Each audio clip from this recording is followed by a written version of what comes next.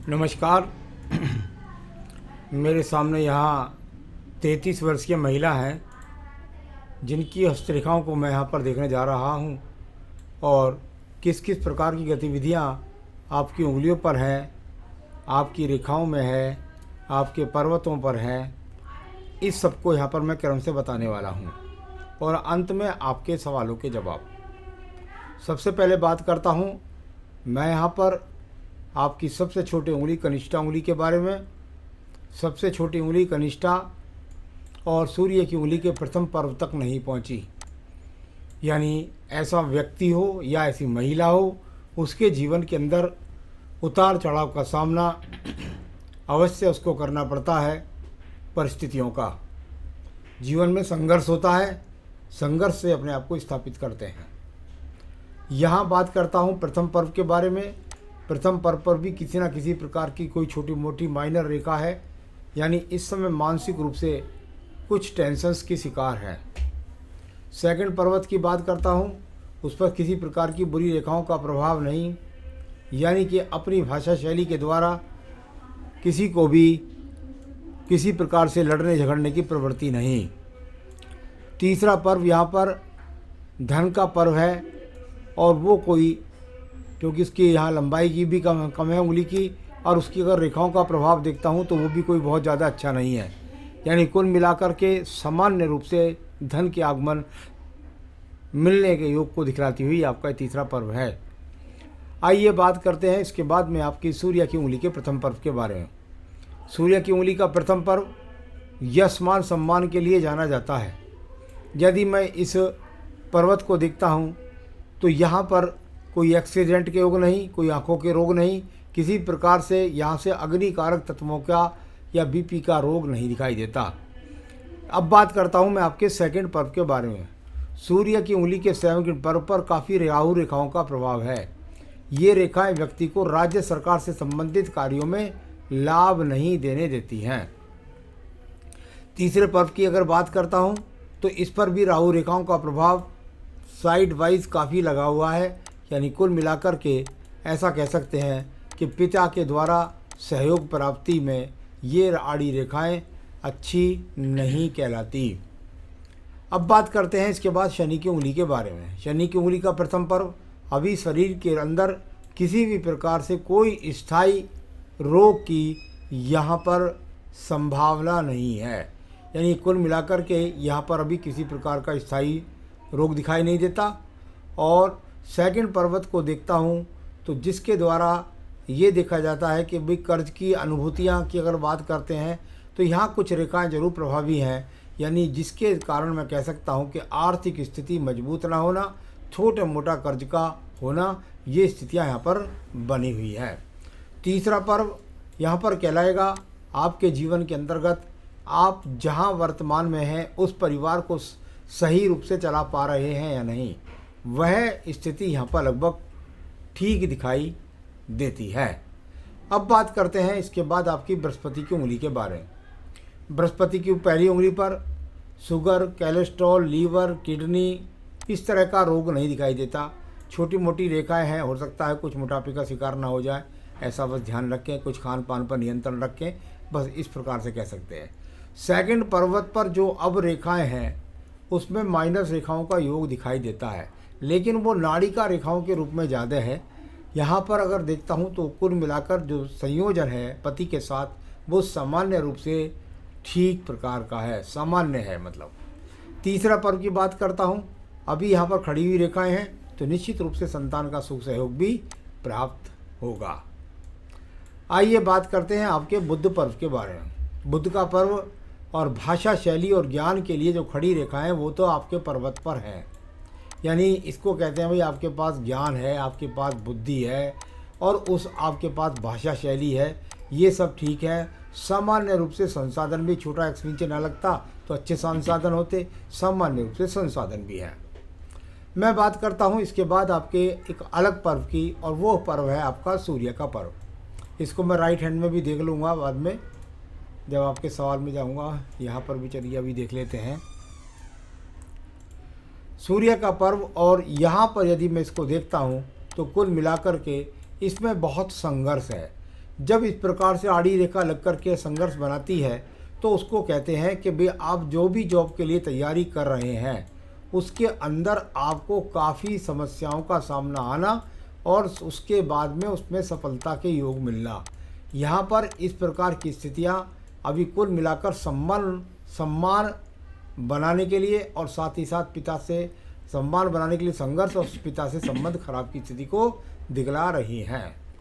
अब बात करते हैं हम आपके भाग्य के पर्व के बारे में। भाग्य का पर्व, और यदि भाग्य के पर्व की बात करता हूँ तो इसमें आड़ी तिरछी रेखाएं एक वृक्ष रूपी, अगर मैं कहूँ तो कुल मिलाकर ये रेखाएं थोड़ा सा बिखरती हैं, हल्का सा टूटती हैं, बाद में सम्मान बनाती हैं, पहचान बनाती हैं। इस तरह से ज़्यादा अच्छा तो नहीं कह सकता, लेकिन कुल मिलाकर इसको कह सकता हूँ बस ठीक है, सामान्य सा भाग्य है, कोई अच्छे संसाधन नहीं है, चल रही है स्थितियाँ। तो यह भी दोनों ही स्थिति हाथ के अंदर बहुत ज़्यादा अच्छी नहीं है।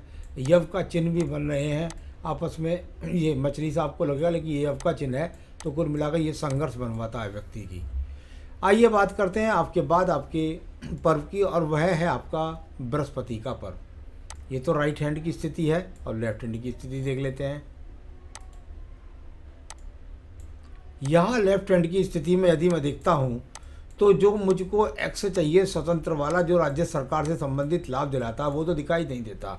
कुल मिलाकर के इसको कह सकता हूँ कि जब वो ज़्यादा खड़ी रेखाएं जाकर देखें बृहस्पति पर्व को, तो जो खड़ी खड़ी रेखाएं ऊपर को देखती हैं, तो ये कहते हैं पूजा पाठ की तरफ आकर्षण का होना, यानी पूजा पाठ भगवान की भक्ति करना।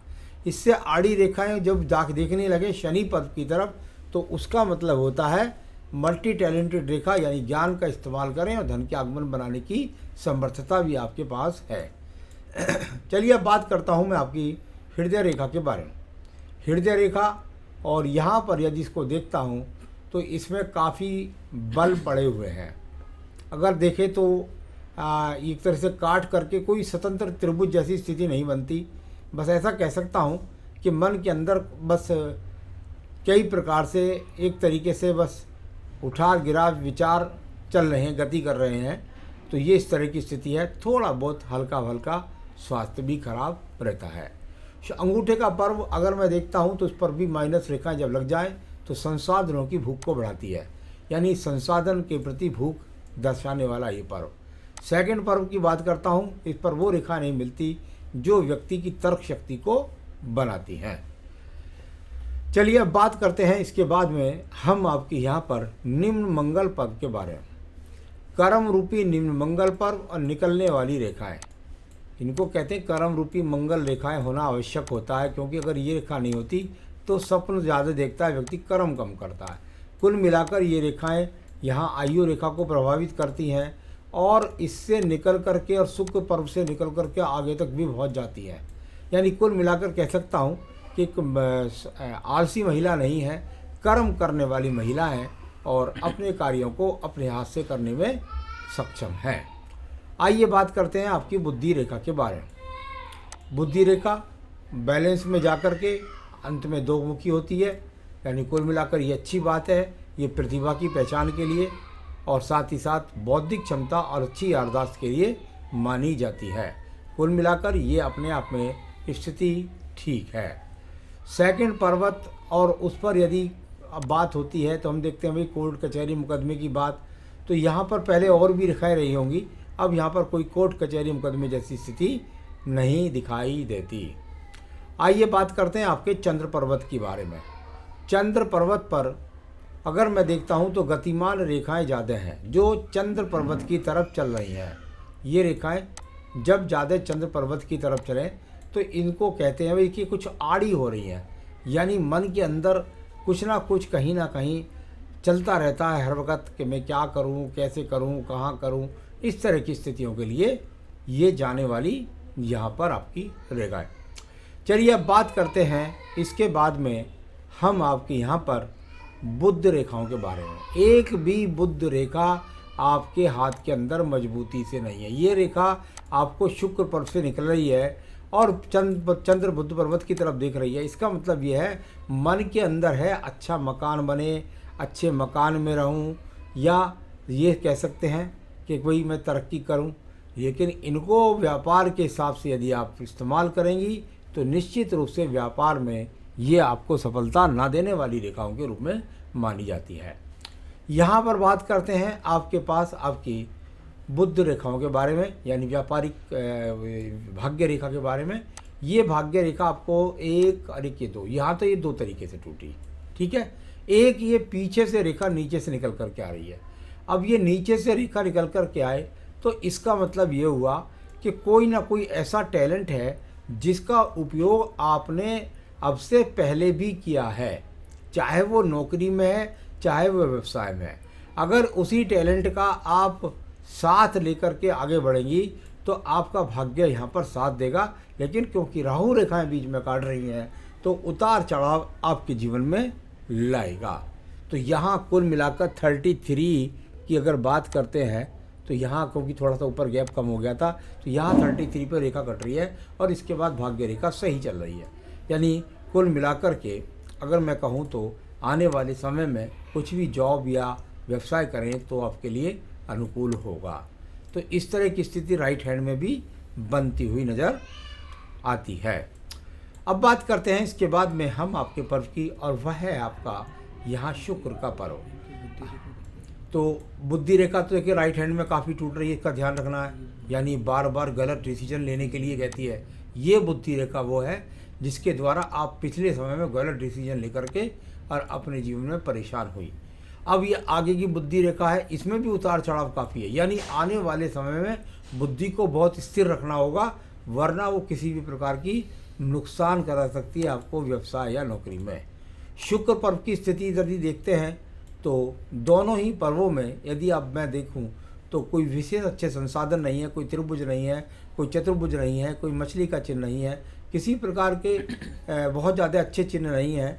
बस ये ज़्यादा चंचलात्मक रेखा होने का मतलब होता है कि आपके जीवन के अंदर संसाधनों के लिए आकर्षण। तो ये इस तरह का यहाँ पर दिखाई पड़ रहा है। अब बात करता हूँ मैं आपकी आयु रेखा के बारे में। आयु रेखा और अंत में जाकर दो मुखी हो जाए तो यानी जीवन का अंत सुखी होता है। तो इसको अगर राइट हैंड में भी देख लेता हूँ थोड़ा सा, हाँ इसकी भी स्थिति ठीक है, इसमें भी कोई ज़्यादा खराबी वाली बात नहीं है। कुल मिलाकर ये 80 साल के आसपास की एज यहाँ पर दिखाई देती है। तो ये तो एक रेखाओं को पढ़ने का तरीका होता है, लेकिन सवाल के लिए बिल्कुल अंदर दूसरे तरीके से जाना पड़ता है। आपने कहा क्या मेरी सरकारी नौकरी लगेगी या नहीं, अगर नहीं लगेगी तो मुझे किस चीज़ का व्यापार करना चाहिए। जिस प्रकार से आपकी ये रेखा आ रही है भाग्य रेखा और बहुत छोटेपन से आ रही है, तो इसका मतलब कोई ना कोई ऐसा व्यापार या कोई ना कोई ऐसा काम जो आप बहुत पहले से लगातार इस्तेमाल करती आ रही हैं।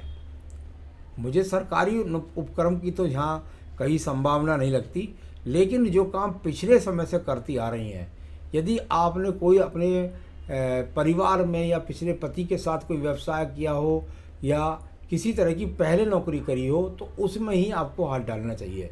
किसी नए व्यवसाय, मेरे हिसाब से तो व्यवसाय का हाथ ही नहीं है, नौकरी ही करनी चाहिए आपको। तो कुल मिलाकर सरकारी नौकरी का योग नहीं है और व्यापार में आप हाथ ना जमाएं, वरना आपको नुकसान का सामना हो जाएगा। आपके माता पिता के सपोर्ट बिल्कुल हाथ के अंदर नहीं है, वो आपके पास मुझे नहीं लगता वो आपके पास आएंगे और आपका डाइवोर्स का पैसा आपको देंगे। तो आप कितना भी कर लें आपको मान सम्मान नहीं मिलता। अभी तो बुद्धि रेखा बहुत अच्छी है, आगे आने वाली बुद्धि रेखा और ज़्यादा खराब होने वाली है। इसलिए मैं आपसे कहूँगा तो कृपया करके अपनी, क्योंकि आपकी राइट हैंड की जो बुद्धि रेखा है वो बहुत ज़्यादा ख़राब है, कहीं आप ऐसा ना हो कि गलत निर्णयों के कारण आप अपने एक तरीके से माता पिता से भी गलत संबंध हो जाए और कहीं पति के साथ भी ना हो जाए या गलत निर्णय से किसी प्रकार का व्यापारिक नुकसान ना हो जाए। इसलिए नौकरी में ही ज़्यादा ध्यान दें। तो आप निश्चित रूप से सम्मान करती हैं, किसी के सामने नहीं बोल पाती हैं, वो अच्छी बात है, लेकिन गलत निर्णय होने की बहुत ज़्यादा संभावना है। जीवन में सौभाग्यवती रहूँगी, हाँ बिल्कुल सौभाग्यवती रहेंगी, इसमें क्या शक है, कोई ऐसी बात नहीं है कि इसमें कोई वैसी बात है, कोई सौभाग्यवती ही रहेंगी, आप चिंता ना करें। तो बस अपने परिवार के अच्छी तरीके से सेवा करिएगा। दुर्गा सप्तशती का 11 साल से पाठ करती हूँ, पूजा करती हूँ, बहुत अच्छी बात है। लेकिन यदि आपने शिवलिंग घर के अंदर स्थापित किया हुआ है तो शिवलिंग एक तो होता मंदिर के रूप में, एक होता शिवलिंग घर के अंदर रखना। शिवलिंग हमने भी रख रखा है, तो अपने नर्मदेश्वर शिवलिंग की स्थापना की हुई है घर के अंदर, वो भी कोई दिक्कत नहीं, किसी भी शिवलिंग की कर सकती हैं। लेकिन स्त्रियों के लिए, कभी आप एक बड़ा फाल्टी करती हो, स्त्रियों के लिए शिवलिंग पर जल चढ़ाना, शिवलिंग को स्पर्श करना, ये दोनों ही पाप के कारण होते हैं, जिससे उन्नति तरक्कियों में बाधा आती है। भगवान शिव के जल का स्नान कराने का सौभाग्य अपने पति को दें और आप सिर्फ और सिर्फ उनके चरणों को, शिवलिंग के जो निचले वाले हिस्से से भी जो आगे बहती धारा जहाँ से निकलती है, बस उसको ही स्पर्श करना चाहिए और उसी जगह आपको जल भी चढ़ाना चाहिए। आप पूजा पाठ कितना भी कर सकती हैं। तो शिवलिंग को स्नान ना कराएं, शिवलिंग को हाथ से स्पर्श ना करें, वरना सौभाग्य में वृद्धि नहीं होती। तो ये पूजा पाठ तो आप कर रही हैं, और मैं ज़रूर कहूँगा कि अगर आप दुर्गा सप्तशती को 11 सालों से पढ़ती हैं तो उसमें देवी कवच अवश्य आप पढ़ती होंगी, उससे आपकी सद्बुद्धि ठीक रहेगी, आपका सौभाग्य भी बना रहेगा। पूजा पाठ आपकी ठीक है, कोई दिक्कत नहीं है। आप यदि कोई रत्न पहनना चाहती हैं तो वो रत्न बनता है आपका पन्ना, और 20 उंगली के अंदर आप धारण करेंगी। अब मुझसे आप चाहें तो मंगवा सकती हैं। इससे आप सही डिसीजन लेकर अपने जीवन में तरक्की कर सकती हैं। नमस्कार।